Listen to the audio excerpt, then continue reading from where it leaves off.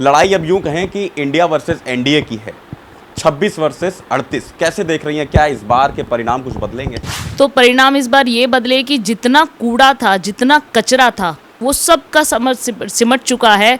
वो 38 लोगों का जो दल बना है, वो सारा कूड़ा एक जगह इकट्ठा हो गया है। फिर राहुल गांधी भी विदेश गए थे, बोलते हैं कि वहां पर लोकतंत्र खतरे में है भारत में। देखो, राहुल जी को तो मैं सिर्फ एक ही नाम से जानती हूँ, पप्पू। उन्हें ये पता ही नहीं होता कि आप क्या बोल रहे हो। केंद्र में कहा जाता है कि 9 साल बेमिसाल।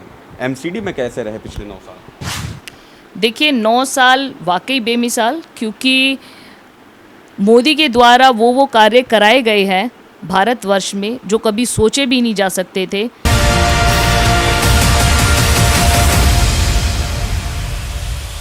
नमस्कार, आप देख रहे हैं नेशन लाइव। मैं हूं आपके साथ रमन।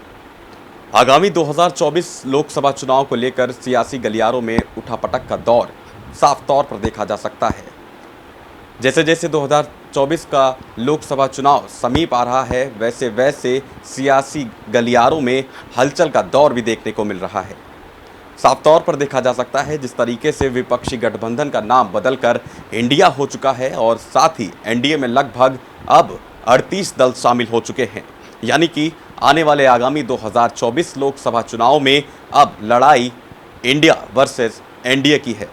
इन सभी राजनीतिक मुद्दों पर बातचीत करने के लिए इस वक्त हमारे साथ कोंडली वार्ड से निगम पार्षद मुनीश जी मौजूद हैं। मुनीश जी, नेशन लाइव में आपका बहुत बहुत स्वागत है।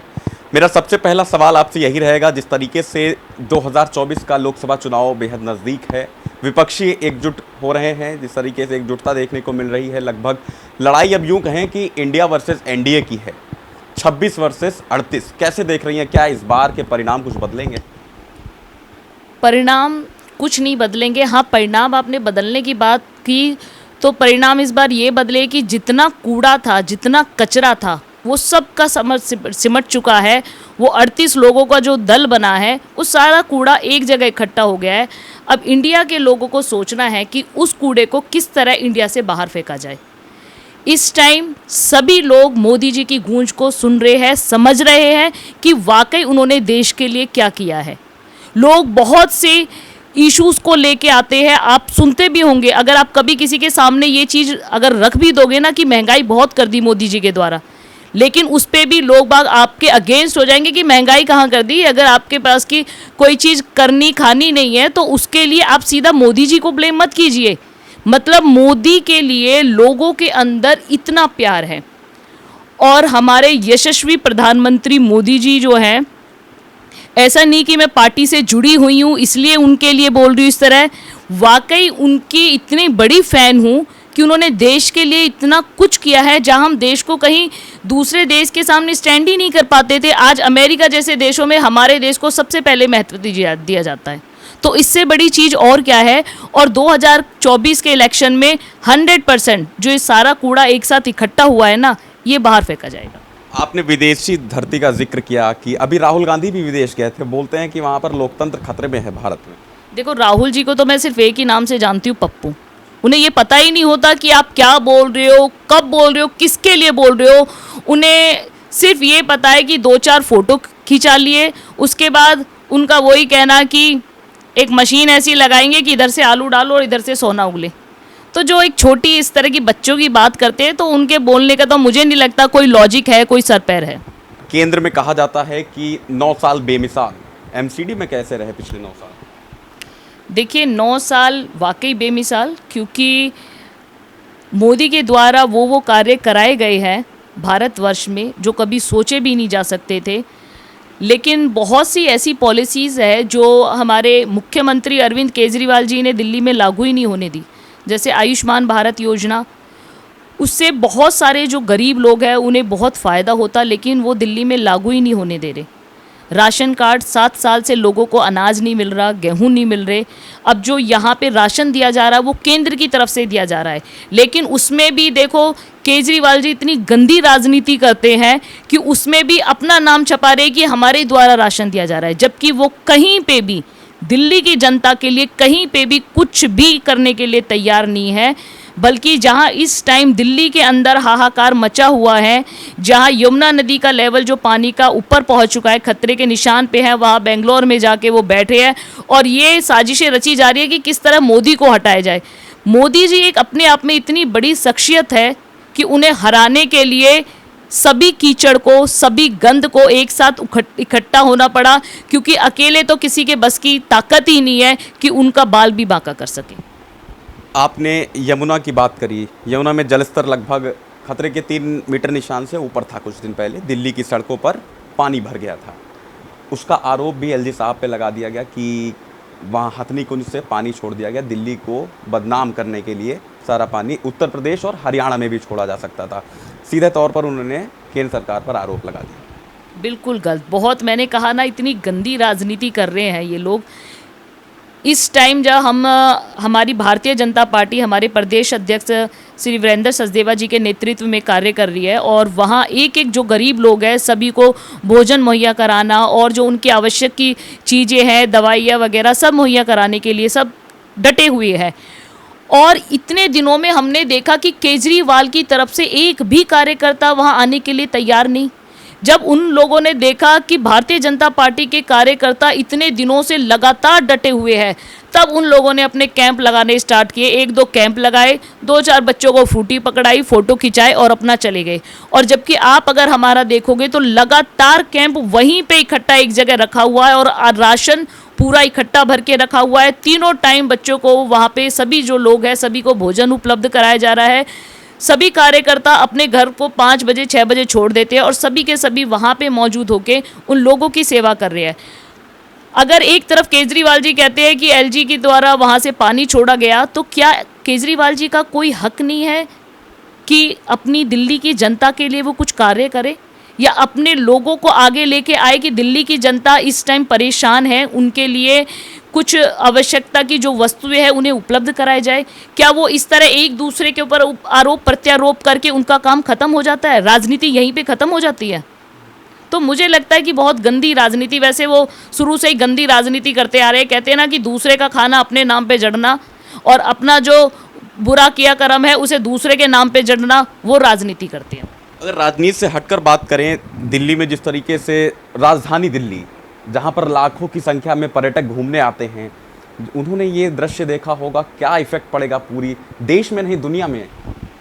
जी, तो इसका जिम्मेदार आप किसको, मतलब मेन तौर पर किसको जिम्मेदार ठहराना चाहेंगी इस पर? देखिए, इस चीज़ को मैं मानती हूँ कि हाँ, ये एक इफ़ेक्ट गलत इफ़ेक्ट पड़ेगा लोगों के ऊपर कि दिल्ली जो राजधानी है उसका क्या दृश्य हो रखा है, लोग वहाँ नावों की तरह तैर रहे हैं। लेकिन जिम्मेदार केजरीवाल जी है। जो केजरीवाल जी ये कहते थे कि मुझे एक बार दिल्ली की सत्ता में आने दो, दिल्ली की सत्ता मेरे हाथ में दे दो, देखो मैं दिल्ली को लंदन बना दूंगा। दिल्ली लंदन तो बहुत दूर, दिल्ली दिल्ली बन जाए तो बहुत अच्छा है। लंदन बनाने के चक्कर में उन्होंने जगह उन्होंने कहा था 38 झीलें दूंगा। 38 झील की जगह 4 झीलें तो हमने देख ली दिल्ली के अंदर की, लोग बाग बड़े मज़े से, बच्चे वहाँ तैर रहे हैं, बड़े लोग वहाँ स्विमिंग कर रहे हैं। तो 4 झीलें तो आपने दे दी, कुदरती देन है और उसमें आपका पूरा सहयोग है। लेकिन केजरीवाल जी को थोड़ा सा इतना भी सोचना चाहिए कि ये भारत की राजधानी है। आज 7 या 8 महीने हो चुके हैं एमसीडी आपके हाथ में टेक ओवर होते हुए, लेकिन इतने दिनों में कोई सिंगल एक कार्य बताइए आप कि केजरीवाल के द्वारा दिल्ली के लिए करा गया हो। कोई कार्य उन्होंने नहीं किया। यहाँ तक कि स्टैंडिंग कमेटी तक वो नहीं बनने दे रहे। क्यों? क्योंकि अगर भारतीय कार्यकर्ता स्टैंडिंग कमेटी बनने के बाद कार्य कर देंगे तो कहीं ना कहीं उन्हें पता है कि उनकी नाव डूबने का खतरा है। मुनीष जी, मैं सभी क्षेत्रीय पार्षदों से मिल रहा हूं लगातार और एक समस्या ये भी निकल कर आ रही है कि ऊपर से फंड्स को लेकर, क्या आपके क्षेत्र में भी ये परेशानी है? बिल्कुल, बहुत ज़्यादा परेशानी है कि ऊपर से हमें फ़ंड नहीं मिल रहा। और मैंने कहा था ना कि आपसे कि स्टैंडिंग कमेटी बनने का बहुत बड़ा मुद्दा यही है केजरीवाल जी द्वारा कि अगर स्टैंडिंग कमेटी बन गई और इनके पार्षदों ने कोई कार्य कर लिया तो उनकी नैया पूरी तरीके से डमाडोल हो जाएगी। तो इसीलिए स्टैंडिंग कमेटी बनने ही नहीं दे रहे। अदरवाइज़ अगर स्टैंडिंग कमेटी बन जाए तो हम अपने क्षेत्र में बहुत से कार्य कर सकते हैं जो लोगों की जानकारी के हिसाब से, लोगों की आवश्यकताओं के हिसाब से बहुत ज़्यादा महत्वपूर्ण मुद्दे हैं। दिल्ली में अध्यादेश को लेकर एक लड़ाई चल रही है। अब साथ केजरीवाल को साथ कांग्रेस का भी मिल गया है। क्या लगता है मजबूती से इसका विरोध कर पाएंगे ये लोग? बिल्कुल नहीं। देखिए, जब सारा का सारा विपक्ष अगर एक साथ खड़ा हुआ है तो उनके अंदर कोई ना कोई तो खोट होगी, जो उन्हें एक साथ इकट्ठा होने की ज़रूरत है। क्योंकि जो एक सच्चा शेर होता है, सच्चा सिपाही होता है, उसे किसी के साथ की ज़रूरत नहीं होती। जैसे कि हमारे यशस्वी प्रधानमंत्री श्री नरेंद्र मोदी जी, वो इकलौते चल रहे हैं और अपने बल पे शेर की ढाल के हिसाब से चल रहे हैं। उन्हें किसी की ज़रूरत नहीं कि आप मुझे सपोर्ट कीजिए, मेरे दुश्मन यहाँ पे मिल गए, यहाँ पे मिल गए। क्योंकि उन्हें पता है कि वो देश के हित में काम कर रहे हैं, और देश के हित में काम कर रहे हैं। जनता इतनी बेवकूफ़ नहीं है कि ये समझ नहीं पाएगी कि हमारे लिए कौन अच्छा है और कौन हमारे देश के लिए बुरा है। वो अच्छी तरह से जनता सभी चीज़ों को समझती है, और इसका जवाब 2024 में मिलेगा। देखिए, एक आखिरी सवाल आपसे लेना चाहूँगा, यूसीसी पर आपकी क्या राय है, क्योंकि उसमें लोग कहते हैं कि सिर्फ एक तबके को टारगेट किया जा रहा है। देखिए, ऐसा कुछ नहीं है कि एक तबके को टारगेट किया जा रहा है, और इसमें देखते हैं आगे, अभी बहस मुद्दे चल रहे हैं, आगे देखते हैं इसमें क्या प्रोसीजर होगा। लेकिन किसी एक तबके को टारगेट किया जाना, मेरा मानना ये बिल्कुल गलत है। क्योंकि सभी लोग समान, और भारतवर्ष देश में तो सभी धर्म, सभी जाति, सभी के लोग रह रहे हैं। अब मैं आपको बताऊं कि हमारे यहाँ एक मंदिर था, 40 साल से उस पर लेंटर नहीं डल रहा था। लेकिन जिस टाइम उस पर लेंटर डलने की बात थी, तो सभी तरह के लोग थे जो वहाँ पे इकट्ठे थे कि भाई हाँ, इधर लेंटर डलना चाहिए, हमारी आस्था का विषय है ये। तो उसमें मैं ये नहीं कहती कि एक धर्म के ही लोग थे, खाली बहुत सभी धर्मों के लोग थे, हमारे कितने जान पहचान के लोग थे। तो मुझे नहीं लगता कि किसी एक तबके के लिए स्पेशल वो मेंशन है। मैम, 2024 के लिए कैसे देख रहे हैं, क्योंकि विपक्षी एकजुट हो रहा है। आखिरी सवाल मैं इसी से अंत करूंगा, क्योंकि विपक्षी एकजुटता इंडिया वर्सेस एनडीए, इस पर आपकी क्या कहना है? सर, विपक्ष अगर एकजुट हो रहा है तो भारतीय जनता पार्टी के जो करोड़ों कार्यकर्ता है वो भी एकजुट हो चुके हैं इस टाइम में। आपको लगता है इस बार की राह आसान होने वाली है भारतीय जनता पार्टी के लिए? राह आसान तो खैर नहीं है, पर कार्यकर्ता इतने कर्मठ है, इतने जुझारू है, इतने मेहनती है कि वो राह अपने आप ही आसान बना लेंगे। क्योंकि कूड़े को एक साथ, कूड़ा इकट्ठा हो गया और उसमें एक लात मारने से अगर बाहर हो जाएगा तो हम सभी के सभी कार्यकर्ता अपनी कमर कस चुके हैं। और 2024 में दोबारा बीजेपी आ रही है, दोबारा अपने प्रधानमंत्री यशस्वी मोदी जी आ रहे हैं, और ये बिल्कुल खुला चैलेंज है केजरीवाल जी के लिए कि अगर वो चाहे जितने भी कूड़े कबाड़ा इकट्ठा कर ले, किसी के साथ गठबंधन कर ले, उससे कुछ होने वाला नहीं है। आपका अंत अब आ चुका है। बहुत बहुत धन्यवाद। तो ये थी हमारे साथ मुनीश जी, जिनसे हमने राजनीतिक मुद्दों पर बात की और क्षेत्रीय मुद्दों पर भी हमने कई सवाल किए, जिन्होंने बेबाकी से सभी के उत्तर दिए। अब 2024 का लोकसभा चुनाव बेहद नज़दीक है, जिसको लेकर हम सभी क्षेत्रीय पार्षदों, विधायकों, सांसदों के पास लगातार पहुंच रहे हैं, और नेशन लाइव की टीम हर खबर को निष्पक्षता के साथ दिखा रही है। दिल्ली से वीडियो जर्नलिस्ट अभिनव कौशिक के साथ मैं रमन दीक्षित, नेशन लाइव।